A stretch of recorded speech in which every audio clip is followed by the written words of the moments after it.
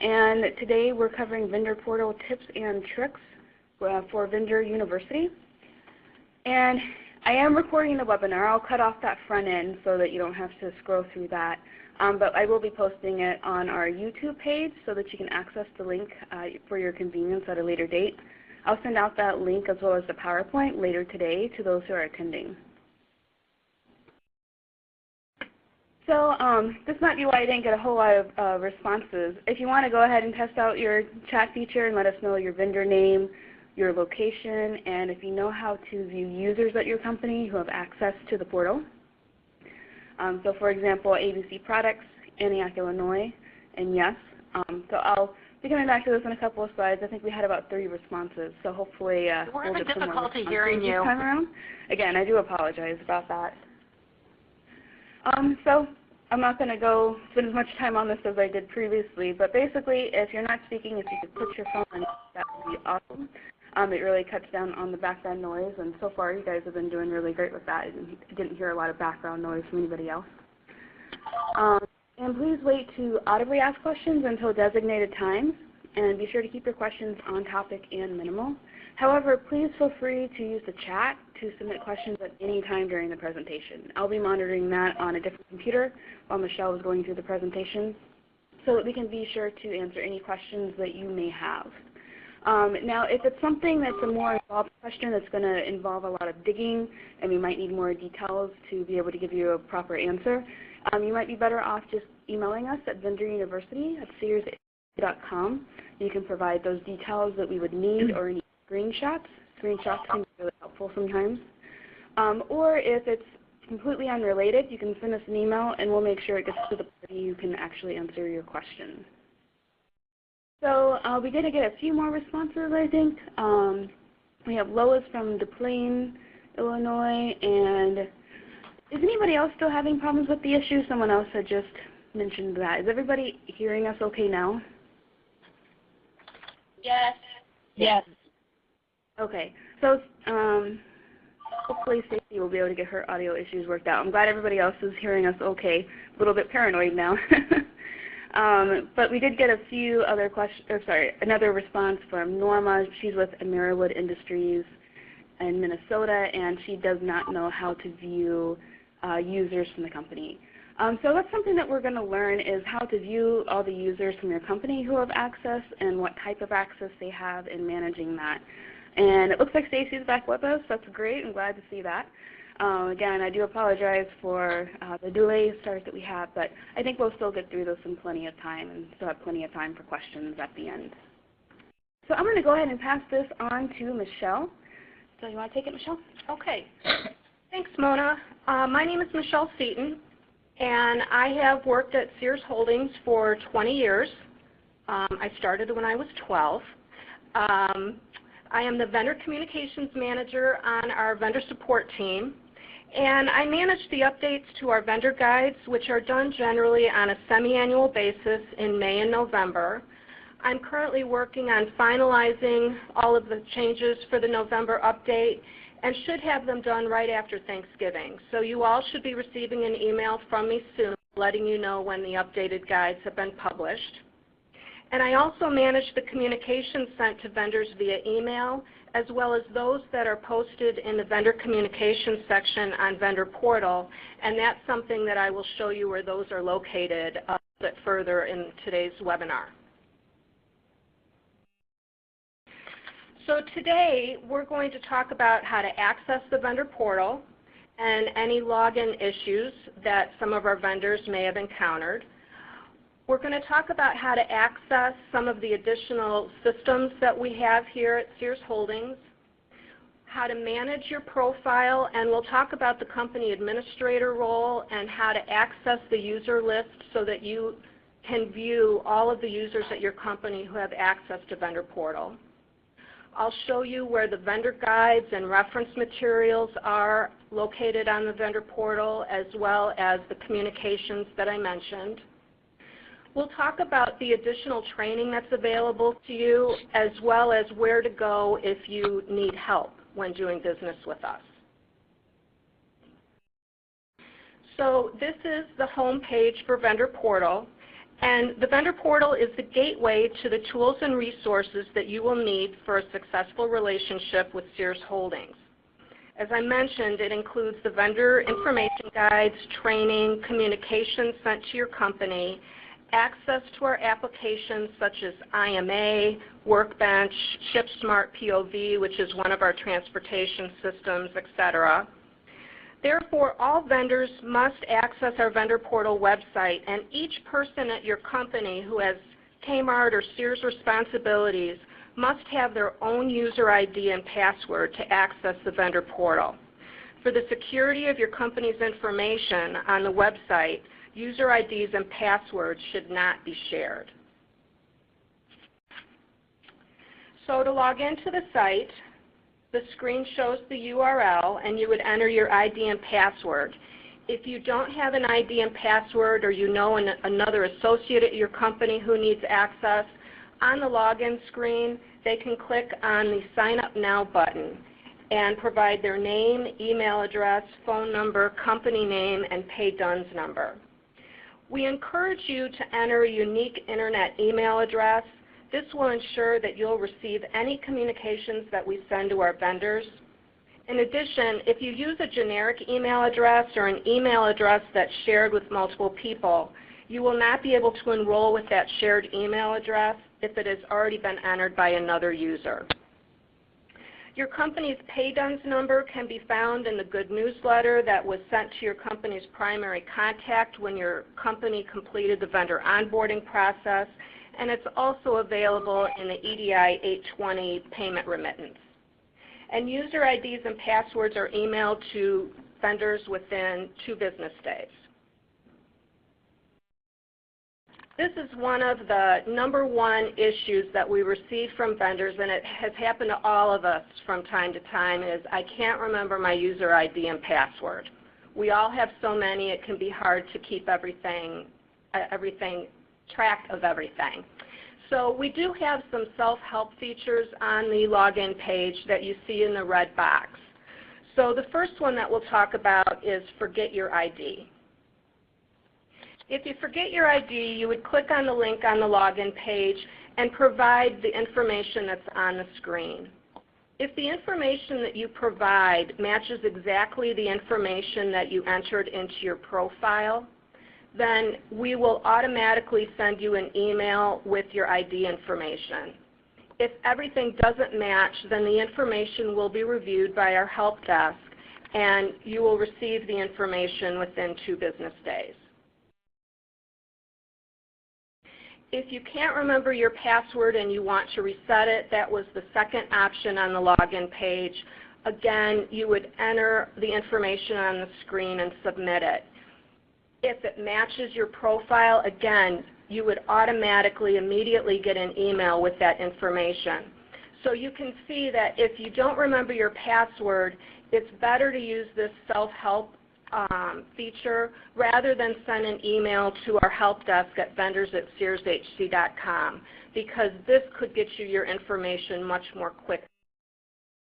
And then once you've reset your password, then the next step would be to change your password, which was the third option on the login page. And we'd encourage you to change it to something that's user-friendly and easy to remember. You will be prompted to change your password every 90 days. And if you don't change your password after 90 days, if it's been a year that there's been inactivity, then your account will be disabled on Vendor Portal. So users can go to their profile and request access to our various applications.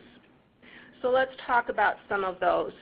Workbench, it has different levels of access, and this Workbench is used by our Kmart vendors and our Sears vendors that receive purchase orders from our allocation and forum purchase order system, and the purchase orders are 9 to 11 digits.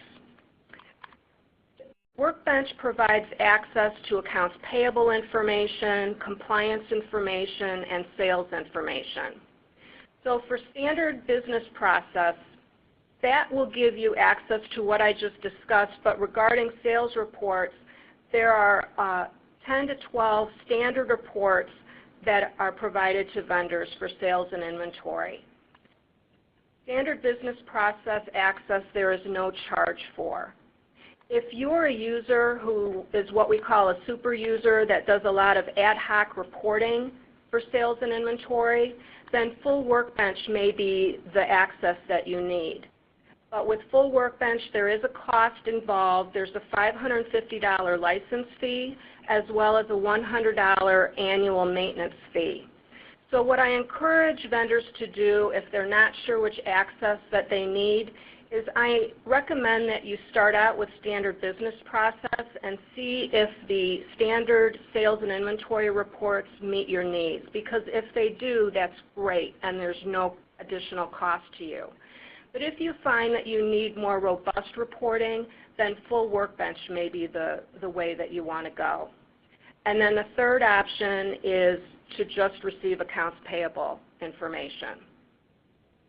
Below that are some of the Sears applications where they are for vendors who are receiving purchase orders from our RIM order writing system, and the purchase orders are 6 digits in length.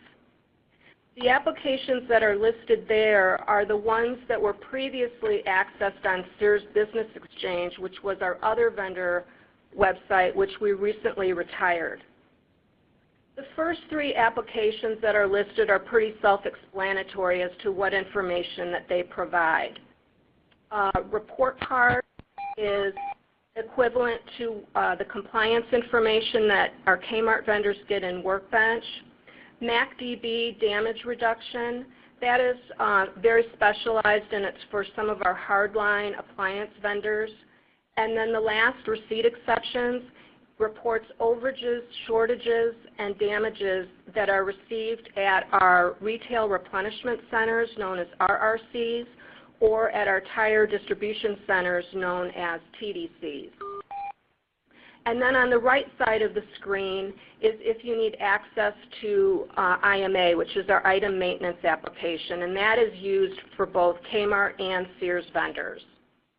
Below that is a box where you have the ability to request additional, more specialized applications such as K-Link, which is used by our Kmart DSD vendors.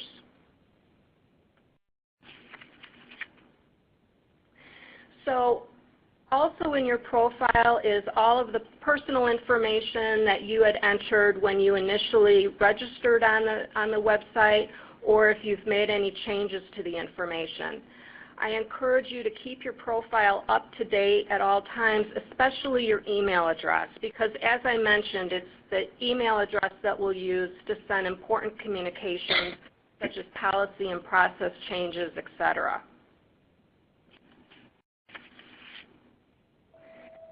So this is what we were talking about in the chat question earlier, where you would go to find the users at your company who have access to Vendor Portal. At the top of or on the right side of the navigation bar, you would click on View Users, and you would see all the associates at your company who have access to Vendor Portal. You'll also see in the permissions column what applications and roles that individual has. So to identify your, let me back up. If you see on your user list an associate that's listed that has left your company and still has access to your company's information, such as sales reports or invoices, you will want to notify the person that has the vendor admin permission. That is your company administrator who has the ability to delete users and remove access to your company's information on the site. So let's talk a little more about the company administrator.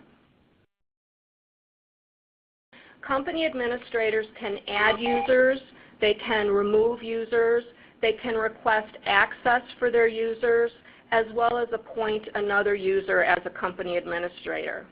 Now, as you saw earlier, users yourself, you also have the ability to enroll on Vendor Portal as well as request access to systems that you need to do business with us.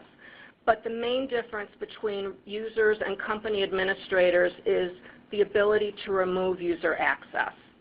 So I highly encourage all companies to have 1 to 2 company administrators. So after today's webinar, I encourage you to go to your user list, see who has access, see who your company administrator is. And if your company doesn't have a company administrator, I encourage you to find someone to manage that role, or you yourself could do it as well. It really is, you don't need anyone technical. It's just someone that needs to manage access for your company. Now let's talk about how you would designate a company administrator if you want to add one or change an administrator at your company.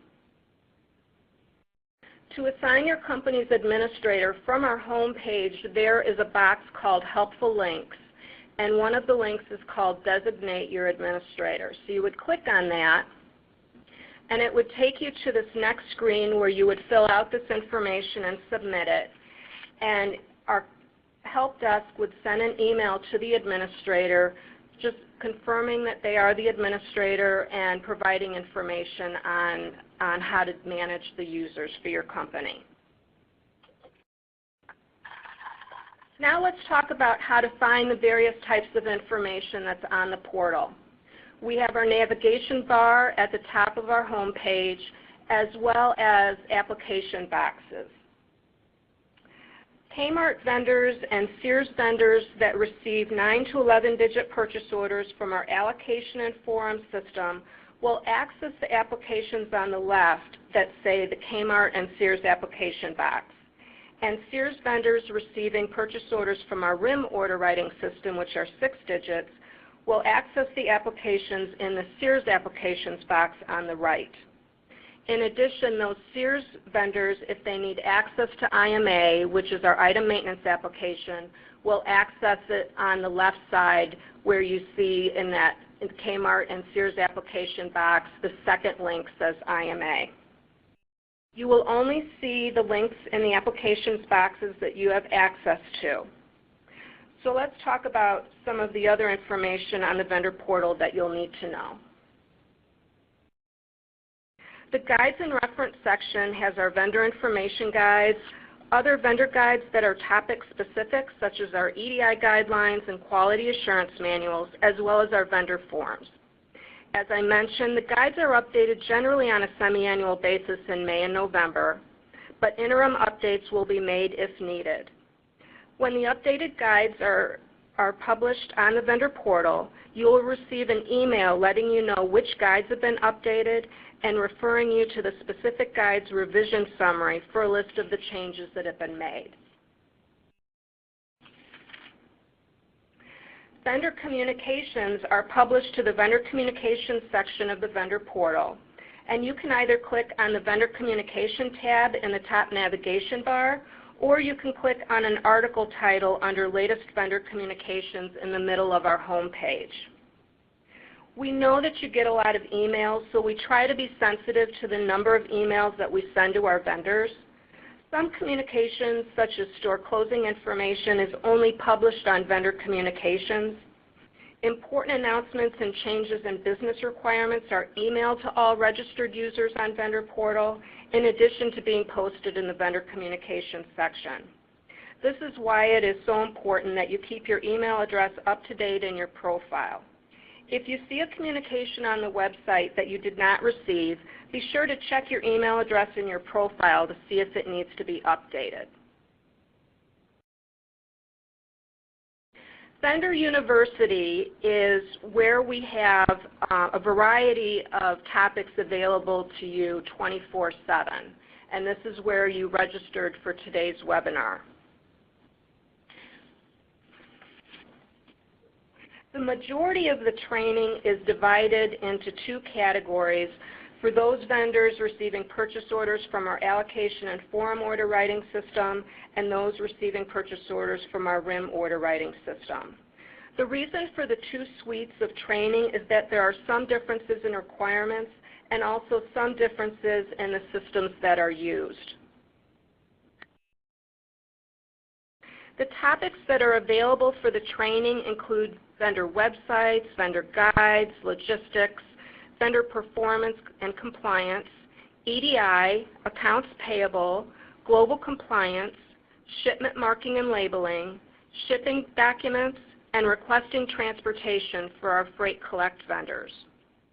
The training is provided in narrated PowerPoint presentations, but the icon on the right, the printer icon, allows you to also print the presentation if you'd like to follow along and take notes while watching and listening to the training. However, do not just print the presentations and read the information on the slides. It is important to listen to the narrated PowerPoints because they provide a lot more information than is shown on the slides.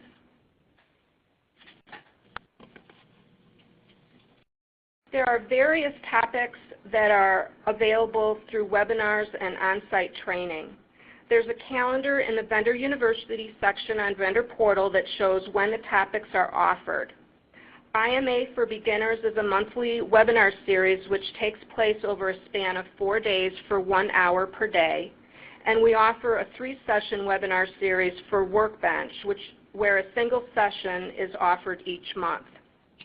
All other non-IMA and non-Workbench topics are offered once every 6 months. There's no cost for the webinars. You just need to register for the webinars in the Vendor University section so that you can receive your login information for the webinar. There's also training documentation that's available for Workbench, IMA, and Sears sales reports. As a reminder, Workbench provides reporting of sales, inventory, compliance, and accounts payable for vendors receiving purchase orders from our allocation and form order writing system, with the exception of sales reports for our Sears vendors that are using our JIT flow path, which is just in time. IMA is our item maintenance application for Kmart and Sears vendors. And Sears sales reports provide sales and inventory information for Sears vendors receiving 6-digit purchase orders from our RIM order writing system, as well as our Sears JIT vendors who receive orders from our allocation and form order writing system. On our home page, as I mentioned before, there's a helpful links box. That is where you were able to designate your administrator, but there's also information on frequently asked questions, which talks about some of the user administration functions that we discussed earlier. It also provides access to forms, our fiscal calendar, directions to our Hoffman Estate Support Center, as well as our Code of Vendor Conduct.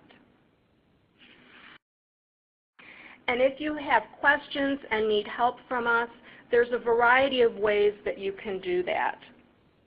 You can complete the form, which is in the middle of the screen. Your name and email address will be pre-populated. You would select a topic category from the category drop-down, enter a subject and a message. And what's nice is you have the option to attach 1 to 3 file attachments. So that way, that will give our help desk more information to be able to answer your question. Our help desk will either answer your question or they will forward it to the appropriate department to respond to your email. Another option that you have is on the top left where it says Live Chat, or below that there is our generic email address for our help desk as well as an 800 phone number. And the last option in the bottom left is our directory of contacts. So let's talk about that next. This is an example of what the directory of contacts looks like, and you can see on the left side there's a bookmarks panel where you can drill down by topic. So let's say I have a question about product packaging, marking, and labeling. I would click on that bookmark, and on the right side, by product category, it lists the various contacts in the product packaging department that I would contact. So if I have a question on men's apparel, for example, I would contact Geraldine Christ. So this is an option where it might get you a quicker response because it directs you to the appropriate person rather than using the online form that I showed you on the previous page, but you can use whatever option you're comfortable with. At the bottom of our directory of contacts is a footer that gives the month and the year that the information was last updated. And it is updated as quickly as we receive notice of changes in personnel and responsibilities here at Sears Holdings. So if you have a directory of contacts that you've printed out that's at your bulletin board at your desk, check periodically online and compare the footer to see if there's been more recent contact information. So let's talk about the key points to remember from our webinar today. Kmart vendors and Sears allocation vendors will use the vendor portal to access information and applications such as Workbench, IMA, and ShipSmart. And Sears allocation vendors shipping via the JIT flow path will access their sales information from our Sales Alex reports under the Sears Applications box on the home page. Sears RIM vendors will use the vendor portal to access our applications such as IMA, report card, invoice inquiry, sales reports, and transportation. Be sure to keep your email address up to date in your profile so that you receive important communications from us. And make sure your company has at least one company administrator who can manage your users and delete access when associates leave your company. And it's important to periodically view the users at your company who are registered on the portal to make sure that they should still have access to the portal and the applications that they are able to, or that is listed under their permissions. And be sure to contact your administrator to remove user access if necessary. And if you need assistance from us, be sure to click on Contact Us on the vendor portal to contact the vendor support area or any other departments at Sears Holdings. Or you can send an email to vendors@searshc.com. Are there any questions?